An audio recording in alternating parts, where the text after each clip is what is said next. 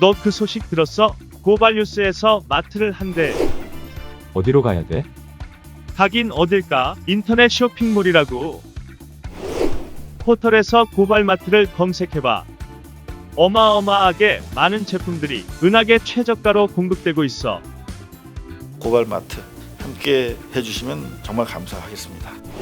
고발마트에서 만나요. 웃기는 뉴스. 오늘 좀 딜을 좀 오래 끌었어요 저희가. 뭐 그만큼 자신 있다는 얘기입니다. 네. 자, 정말 이건 저희를 위해서 만들어진 뉴스 같아요. 자, 유전자 원격 조작, 음. 선교 행사에서 황당한 코로나 음모론이 나왔다. 저희 코너에 들어오고 싶어가지고 음. 만들어진 행사 같아요. 이제 경쟁하듯이. 네. 소개받고 싶어서. 네, 또 소개를 안 해드릴 수가 없죠. 그러면. 상주에서 선교단체인 인터콥이라는 네. 곳이 3,000명이 모여서 선교 활동을 했는데 이 와중에 근데 이분들이 코로나 음모론 등 주장을 했대요. 근데 안동 MBC인데 네. 여기에 안동 MBC 취재해 보니까 이 단체의 대표가 전반스와 아주 관련이 깊은 그래서 전반스가 혹시 더 배후에 있는 거 아니냐 말이야. 요런 의혹까지 제기가 된다는 거예요. 그러니까 요분들이 모여서 지금 당시가 이제 사회적 거리두기 2단계가 발효 중이니까 50명 이상 모이면 안 되는 그런 네. 상황이었음에도 불구하고 최대 3,000명이 모였다. 그냥 같이 죽자는 얘기죠. 그렇죠. 이 정도면. 자, 그런데 요 양반들 하시는 말씀이 백신을 통해서 무선으로 원격 조작으로 유전자가 조작돼서 코로나를 짚는다. 뭐 이런. 이분 영화 킹스맨을 굉장히 감명 깊게 보신 게 아닌가. 킹스맨에 나오나요? 네, 킹스맨의 줄거리가 네. 이제 그 굉장한 그 재벌인데 재벌이 이제 그 사람들한테 공짜로 유심 칩 같은 걸 나눠줘요. 네, 그래서 그걸 봤어요. 휴대폰에 심어가지고 그게 언제든지 폭파할 수 있도록 만들어 놓고 그게 자기들끼리 이제 뭐 전파를 보내가지고 주변에 있는 사람들을 서로 공격하는 죽이게 거죠. 맞아요. 서로 죽이는 전파를 만들어서 그렇게 해놓고 뭐 이제 귀 뒤에다가도 지배계층에 뒤에 심어. 칩을 심어서 언제든지 폭파할 수 있게 어. 이렇게 만드는 게 있거든요. 그래서 그렇구나. 이제 인구의 나 그거 뭐- 영화 보면서도 되게 네. 황당하다고 생각했는데. 그러니까요. 근데 네. 그 영화를 그대로 따라오셨네요. 네. 네. 백신을 통해서 무선으로 유전자를 원격 조정한다. 이런 이 얘기를 3,000명이 모여서 했대요. 3,000명 중에 정상인 사람 하나도 없나? 어? 그러니까요. 나 같으면 막 듣다가 야 바보야, 야 킹스맨에서 봤다 뭐 이럴 텐데 한 사람도 정상이 없었나 봐요. 자, 요렇게 해서 이제 안동 MBC 김경철 수고했네. 좋은 기사 썼네.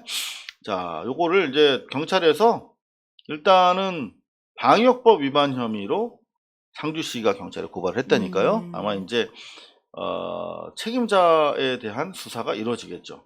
자, 그러면 전반스까지 올라갈지 네.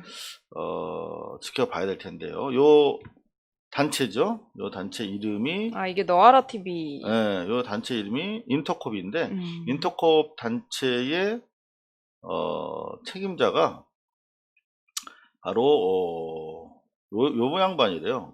최바울 목사.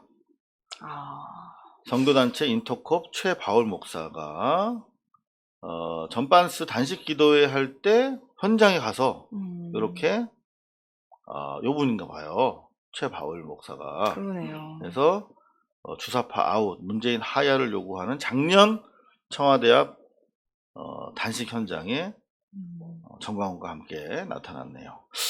둘 사이가 드러나는 것처럼 상당히 밀접한 사이라는 얘기가 있어서 요 행사를 강행한 주최 측에 대한 수사 과정에서 전반스가 또 가중처벌이 될 여지도 보인다. 네, 연관이 있다면. 네. 상당히 웃기는 뉴스를 위해서 정말 수고해 주시는 전반스. 네, 근데 스토리가 너무 뻔해서. 약간 뻔하긴 한데요. 그래도 네. 뭐 아니 이분들의 사양하지 스토리가 아니, 않습니다. 좀 신선한 스토리를 또 네. 기대해 보겠습니다. 네. 자, 그런가 하면 SBS 단독. 네, 문재인 대통령이 이제 피살 최윤경님 감사합니다. 공무원 네. 아들에게 직접 이제 답장을 보냈습니다. 이거를 SBS에서 단독을 했네요. 단독으로 대통령의 편지가 네. 피살 공무원 아드님이 이제 편지를 썼어요. 네. 아픈 마음을 담아서 충분히 그 입장을 이해합니다. 음. 근데 대통령이 직접 챙기겠다는 내용을 담은 편지를 보냈네요. 네. 아니, 전 요 정도면은 대통령으로서 상당히 마음 나눠질 곳이 많을 텐데 신경을 쓰셨네 라고 생각을 했거든요. 그런데 이런 기사들이 나옵니다. 세계일보. 네, 문재인 대통령 답장이 친필이 아니라 타이핑이라고 분통을 터뜨린 유족. 사실 조금 전에 이제 SBS 그 단독 보도에도 마지막에 네. 그 피살된 공무원의 형이 이런 인터뷰를 했거든요. 보시는 것처럼 서명만이라도 자필이 들어있을 줄 알았는데 뭐 그냥 원론적으로 보냈다라는 이야기를 하면서 SBS도 이 말에 약간 동조하는 듯한 멘트를 밑에 합니다. 저는 이걸 보면서 아니 지금 이게 실화인가? 사실 이명박 박근혜 정부 같았으면 세월호 때 어떻게 했습니까? 유가족들 막 사찰하고 그랬잖아요. 사찰만 한 게 아니죠. 오히려 이제 빨갱이로 몰아가려다가 네. 다 드러난 거 아닙니까? 네. 심지어 박근혜 씨가 청와대로 와라. 언제라도 만나주겠다. 그 약속 믿고 청와대 갔다가 엄청나게 고통들을 많이 당하셨죠, 유가족들. 네. 그러니까 이거를 뭐 세월호 희생자들하고 비교를 하는 것 자체도 비교도 어불성설이지만 안 되죠. 네, 그럼에도 불구하고 그냥 본인들이 자꾸 그렇게 음. 얘기를 하고 싶어 하니까 거기 맞춰서 얘기를 해본다면 그래도 말이 안 된다는 거죠. 과연 뭐 대통령이 무슨 책임이 있는 상황인지 아무도 주장을 못 하고 있잖아요. 네. 야당도. 그래놓고 대통령이 위로했더니 또 타이핑 쳤다고. 그럼 어떻게 혈서를 써야 됩니까? 그러니까요. 이해할 수 없는 네. 사람들입니다. 자, 그런가 하면 뭐 대체로 언론들 마찬가지인데 연합뉴스를 위해서 332억 원의 혈세를 지원하는 국가 공식 에이전시잖아요. 네. 그 통신사잖아요. 근데 보십시오. 문 대통령이 피격 공무원 아들에게 답장을 보냈는데 유족들이 이제 내용본이 허탈하다 이 말을 제목에 그대로 담고 있는데 글쎄요, 뭐 대통령이 이런 편지를 보냈다는 것 자체에 저는 좀 고마워해야 된다. 왜냐하면 뭐 이게 월북인지 아닌지는 아직 드러나지 않았지만 사실 뭐 독립운동을 하다가 희생을 당하신 것도 아니고 어떻게 뭐 어디서 이제 납치가 돼서 뭐 그렇게 된 것도 아니고 좀 사실관계가 명확하지 않은 상황에서 그럼에도 불구하고 대통령이 이제 마음을 써서 이렇게 했다면 조금 기다려줘야 되지 않을까. 최소한 이렇게 박지희 씨 혹시- 비난을 하지 말아야 되지 않나. 박지희 씨 혹시 세계일보랑 인터뷰하셨어요? 아니요? 조금 전에 나온 기사인데요. 네. 고마운 줄 알아야지. 대통령 편지에 질타, 유족에 쏟아진 악플 뭐 이런 기사가 떴는데. 제 이야기를 바로 실시간으로. 네. 근데 사실은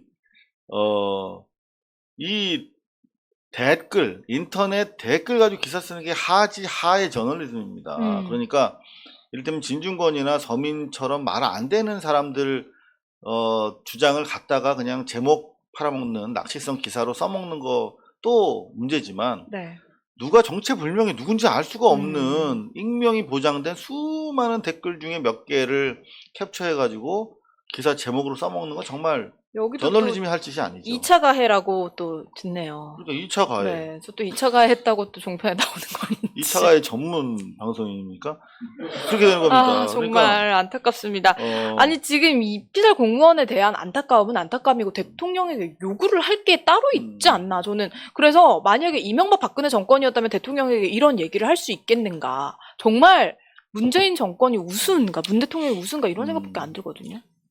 문 대통령이 무서우니까 그런 거죠.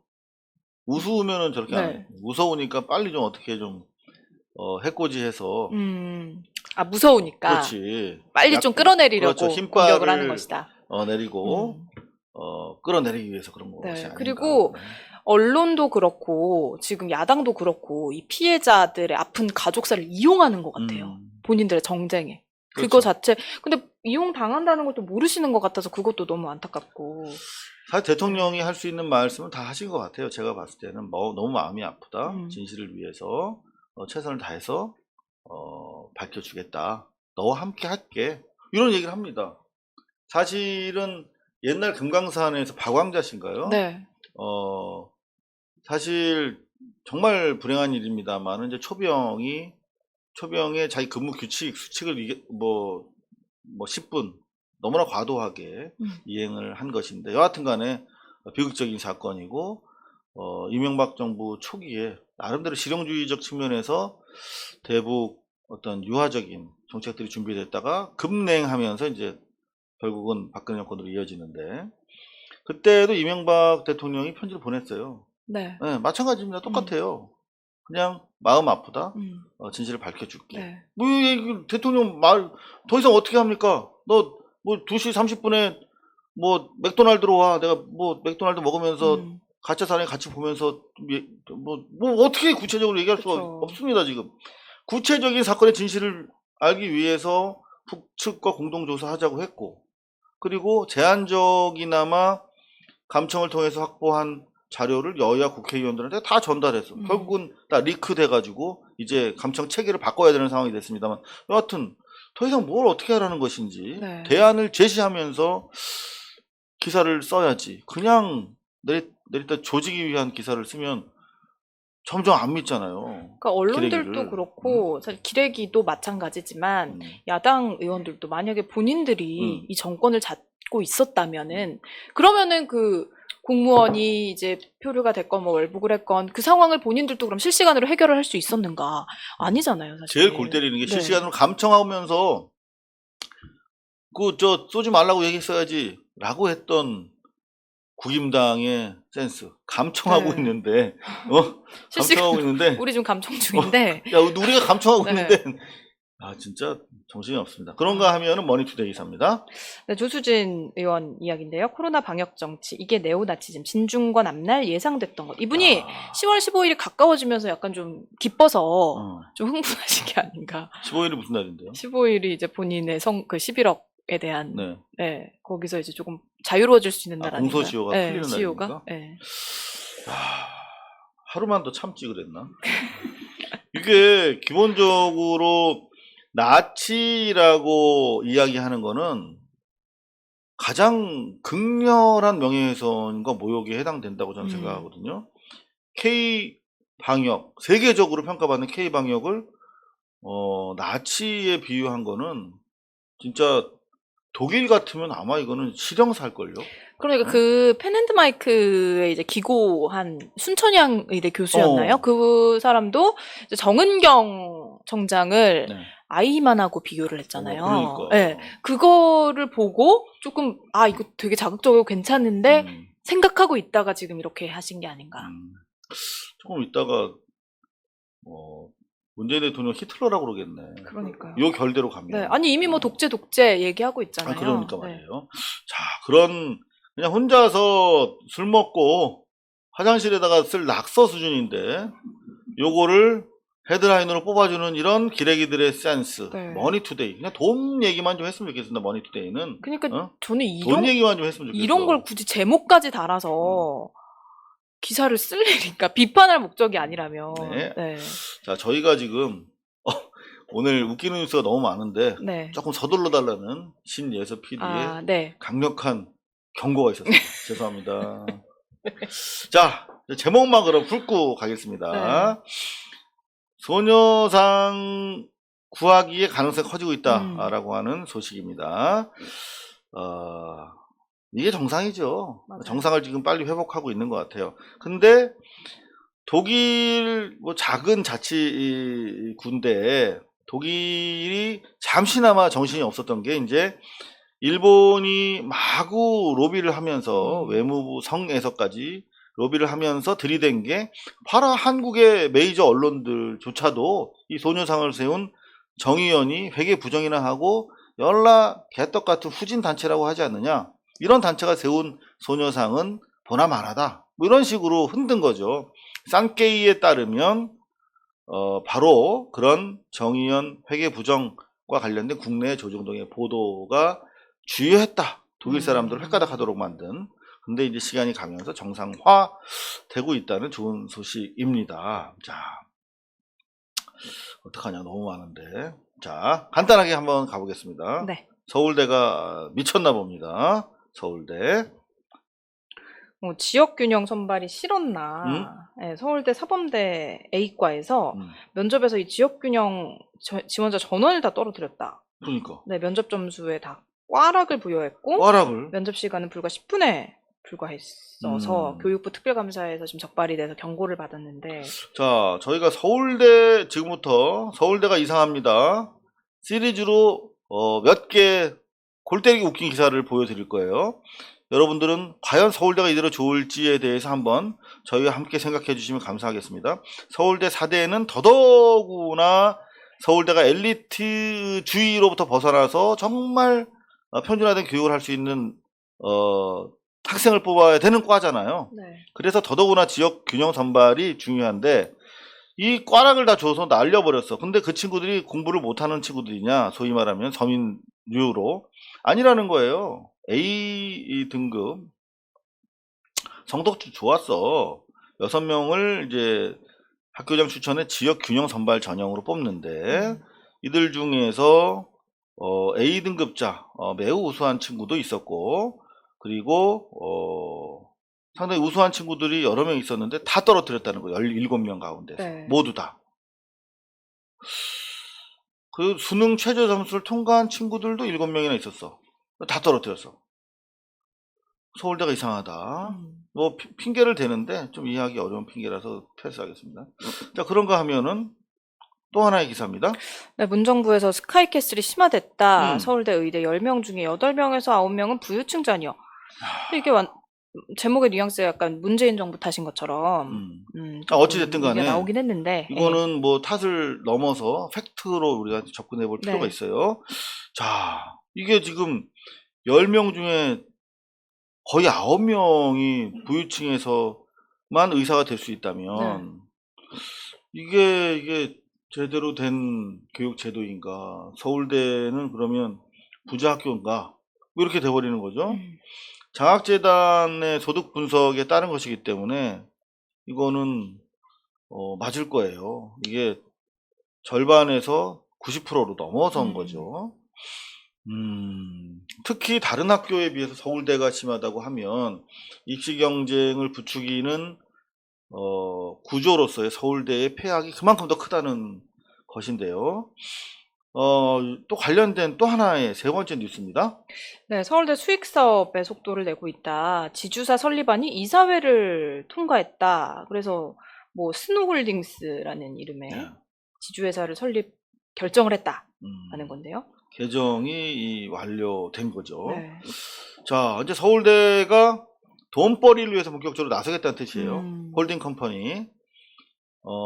수익을 극대화하기 위한 조직으로 서울대를 개편하겠다라고 하는 것인데, 현재 지금 이미 법인 재정립위원회를 통해서 여러분들 아시는 것처럼 돈벌이를 할 수 있는 수익화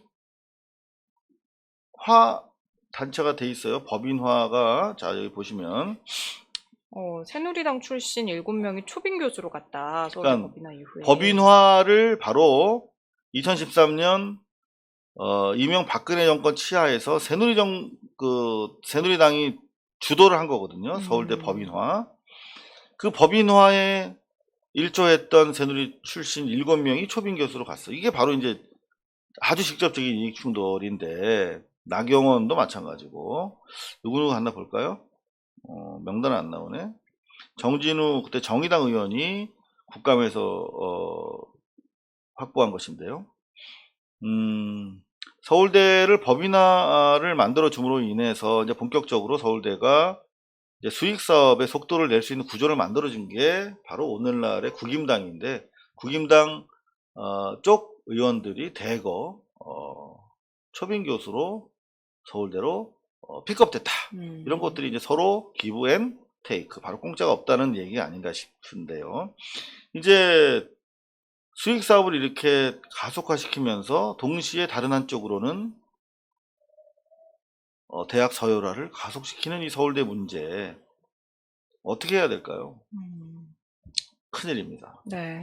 그래서 지금 정치인들 중에서 이 서울대와 관련된 개혁안을 낸 분들의 면면을 살펴봤더니 이재명, 김두관, 박주민, 우리가 나름대로 개혁성으로는 평가해주는 정치인 세 분이 모두 서울대를 없애는 쪽으로 입장을 내고 있단 말이에요. 자, 심지어 문재인 대통령께서도 선거 공약으로 냈어요. 이미 노무현 대통령 당시에 서울대 폐지론을 제기했고 이미 민주노동당은 총선 공약으로 냈어. 그죠? 네. 그런가 하면 문재인 대통령은 2012년 대선 당시에 국립대 공동학위제, 학위뱅크제죠, 이게. 그러면서 공동입학, 공동학위, 제주, 강릉, 서울에서 국공립대학 네트워크 만들어서 연합대학을 만들자. 이런 내용을 공약을 했었는데요. 실제적으로 성과를 내지 못하고 있습니다. 왜 그럴까요? 바로 서울대를 비롯한 연고대, 이른바 명문대의 뒤에 있는 언론들이 강고하게 버티고 있기 때문이 아닌가. 그리고 조금 전에 여러분들께 보여드렸던 것처럼 서울대를 계속적으로 법인화, 그러니까 한마디로 법적으로 독립시키고 성적도 최상위, 그리고 돈도 가장 많이 땡겨올 수 있는 조직으로 바로 국임당의 전신이 그렇게 만들었고 또 그들이 가 있기 때문이 아닌가. 여러모로 국임당이 모든 악의 근원이면서 동시에 개혁의 대상이다. 네. 하나만 더 보여드릴게요. 한국 도요다. 대표적인 전범 기업의 하나로 평가가 되고 있죠. 도요다. 서울대 국제대학원에 2억 1천만 원을 후원을 했다. 서울대에서 막 받아도 되는 겁니까 이거? 그러게요. 한번 생각해 보시죠. 받아도 되는 것인지. 그러니까 계속해서 후원을 해왔네요, 보니까. 네, 쭉쭉 해왔고. 네, 그래서 20억 원 정도까지 지금 금액이 누적이 됐다. 누적이 돼 있고요. 네. 그런가 하면 KBS 교양학단과 함께하는 도요다 자선병원 콘서트. 어디서 합니까? 분당 분당 서울대병원에서. 서울대병원에서 합니다. 이런 것들에 대한 최소한 국립 대학으로서의 민족 감성, 성인지성, 성인지 이렇게 하는데 민족 감정의 인지 능력이 상당히 떨어지고 있다면 서울대가 경성제대와 뭐가 달라진 것일까요? 그런 생각을 해보게 되면서 지금 대통령 후보군들의 서울대에 대한 개혁 방안에 대해서 여러분들이 관심을 가져주셔야 실제 이번 정부에는 다소 지체가 되더라도 다음 정권에서 이루어질 수 있다는 사실을 웃기는 뉴스로 정리를 해드립니다. 고발뉴스는 여러분의 자발적 후원에 힘입어 운영되는 대한매체입니다. 자본과 외압에 흔들리지 않는 언론으로 키워주십시오. 후원 신청은 지금 고발뉴스닷컴에서 접수 중입니다. 여러분의 많은 참여를 부탁드립니다. 감사합니다.